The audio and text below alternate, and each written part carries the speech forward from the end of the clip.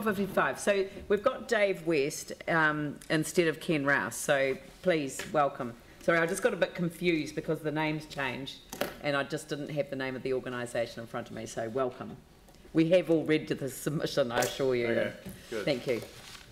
So I'm Dr. Dave West. I'm a committee member of the Cashmere Streamcare group, and Ken and a number of us worked on the submission, so I'll be talking to it today. Ken puts in his apologies. He's just about to get on a plane to Coromandel Peninsula. So there's a whole introductory section there about the context of the Cashmere stream and the Pawaho Heathcote catchment that it flows into. I've talked to this room before about the Cashmere stream and the challenges it faces, so I won't labour the point. I will quickly go through and our submission up to the summary and just emphasise some points, particularly on the first page, the bolded sections there. So Ken put must be a permitted activity. I think what we were talking about is actually that forest harvesting, particularly on the Port Hills, needs to be more controlled and regulated. A lot of the consents that those companies were working under were non-notified, and I think I could put up a whole series of really nasty photos of the results of that, so I hopefully don't need to labour that point. Going through to page 3, I think I'd emphasise that the rivers, streams and remaining wetlands of Christchurch and Banks Peninsula are a large natural asset that unfortunately has been currently eroded by the business as usual development, pro-development approach of Canterbury. Take that as you may. And I'd like to, well, the thrust of our submission is that those natural assets need to be afforded some protection, and I'd suggest investment over and above what's happening. Acknowledging the good stuff that is happening. We've had a lot of good collaborative work with City Council engineers and ecologists in the Cashmere Stream headwaters, which we'd like to acknowledge. The Community Water Partnership, we've been recipients of funding from that, and I think the return on that investment, hopefully you guys at some stage will get to see in the headwaters of the Cashmere Stream, so we'd welcome you guys to come and have a look at that. Page 4, I think I'd sort of emphasise that the community can help identify places where you could focus some rehabilitation effort. There's a large number of things and places that need fixing in Christchurch and Banks Peninsula. If you talk to the community, they can help you focus on some key areas that you could do some targeted intervention that are a bit more doable than just fixing everything. Just emphasising that. Page 5, the Sutherlands Road, sort of Eastman, Westlands and Henderson Valley proposed wetland and basin retention stuff. We got the impression that that's actually being deferred, so whereas that could be a major improvement in things, so we'd like to see that brought forward or certainly supported. Coming through to the flood protection and dredging, we acknowledge that Christchurch is a low-lying city and a lot of people's houses seem to get flooded and more appear to be flooded. We'd like to more innovative ways of dredging be thought about and retaining the trees. The current proposals seem to be a bit scorched earth. All the trees, large trees go, etc. I'm sure there must be better alternative methods that could retain some of that biodiversity, which we're very short of. So the models that are used to direct where that dredging happens, we'd like to see the benefit of that shown from the models. If these are the best places to open up to reduce flooding or increase flow, then we'd like to see that, and actually that actually could have some biological benefits as well. Wastewater, a whole series of points on wastewater. Didn't see a lot of real improvement in the long-term plan. Seems to be, again, a lot of permitted discharges of wastewater during high rainfall events, which are only going to become worse with climate change. So we'd like to see some acknowledgement of that, or at least sort of attempts to reduce it. So the water quality, waterway ecology and water quality improvement fund, page 7, that seems to be being dialed back in preference for investing in horizontal infrastructure, fixing roads, etc. So again, those natural assets, the investment that those would return a lot of return on, are being taken away and invested in the built infrastructure, which we don't think is as good a spend. So coming through to the summary. Just in general things, the collaboration, there's a whole collaboration theme there that we talked about. I'd also add to the ones that are there, there's in our engagements with the council, it's very hard. We'll have very good engagement with one arm of the council, but that arm of the council can't actually help us talk to the other arms of the council. So these, I'd call them silos, and we've emphasised, and we're actually part of the Pawaho Heathcote River Network group, which is, I think, is talking later in the week. We've found it really hard to get a two-way communication going.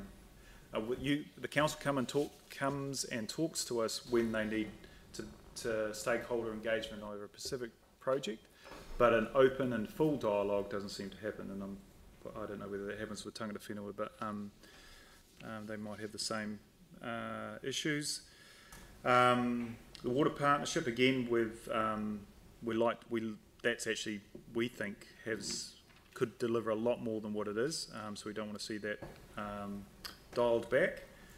Stormwater and flooding, I think the emphasis on the in-stream resources, the rivers and streams, there's a whole resource and asset there. It's not just about the assets, the built assets around them. You need to retain and build the asset that's in the streams, rivers and the remaining wetlands. So just maybe a little bit of a refocus, or at least a look in stream. Just talking through, I've talked about the wastewater discharges.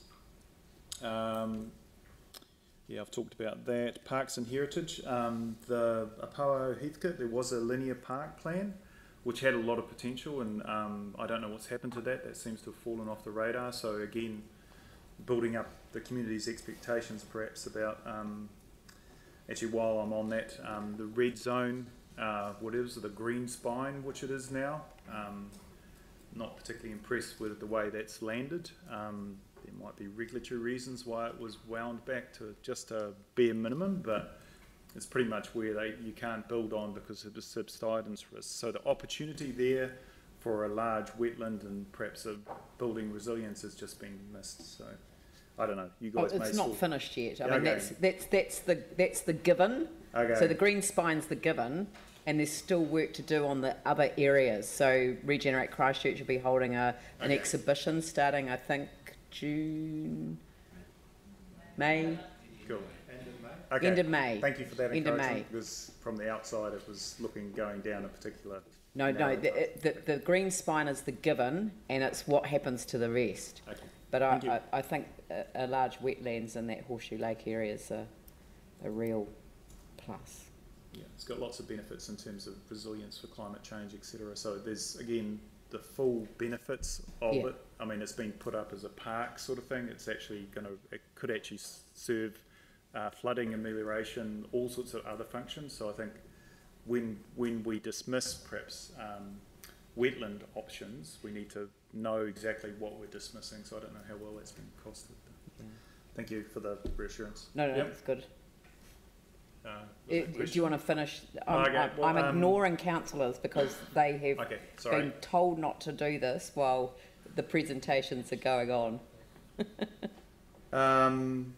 So yeah, just sort of re-emphasising that, you know, Christchurch and Banks Peninsula have a large set of natural freshwater assets, and that investing in and protecting and enhancing them will actually return a lot more value than just as parks, and that needs to have equal weighting, or at least some weighting when you do your math. So that costing needs to happen so that the garden city still looks, again, I've got some issues with the garden monoculture, but anyway, carry on, I'll finish this. Very good. Well, I've just been sent a very handy email from somebody who's been listening in from outside here, saying the Red Zone Futures exhibition will run from Saturday the 26th of May to Saturday the 30th of June at 99 Cashel Street in Cashel Mall. Okay, thank you. Very good. Yes. So, Pauline and then Phil. Thank you. Thank you very much, Dave. Now, you mentioned the Water Ecology and Water Quality Improvement Fund, and there is a reduction there in the LTP, but did you suggest that that balance of funding had been moved into another pot?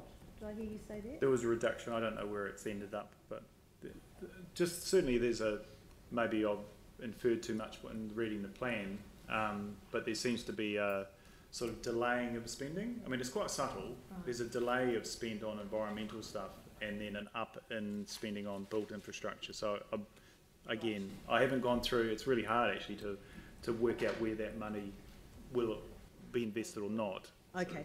And the other thing, you mentioned the Community Water Partnership Fund, which actually hasn't got going yet, and I think you might be confusing it with the Christchurch West Melton Zone Committee Biodiversity grants that have gone to the Cashmere School. So just sort of clarify. Thank you for that clarification. Yeah, thank you. Phil. Look, thank you for the submission.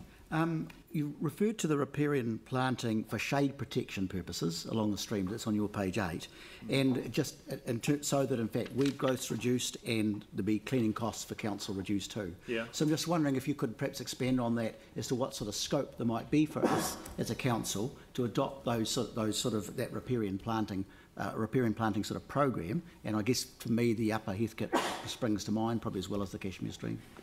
Well, certainly tall shade on the northern side of the river would reduce the growth of the macrophytes. The exotic macrophytes do really well in high light conditions. That's what they're adapted for. So if you can put the shade in, you'll actually encourage other competing, perhaps indigenous macrophytes to take some of that space. So you've locked yourself into a clearing. Exotic macrophytes do really well in a like a weed colonist thing. When there's empty space, they'll just go like nuts and fill it all up. And because you go through and cut them all out, then any native indigenous macrophytes that could compete with them are actually nailed. So you've created a situation where those exotic macrophytes with high light will go do really well. So if you can shade them out, you can alter that balance. So yeah, I think it's to get tall trees, so that's hence the importance of leaving those tall trees in the lower river as well. Yeah, is that? Right, well look, thank you very much, much appreciated. Okay. Excellent, and I hope I've given you some good news. Yes, thank you. Excellent. Okay.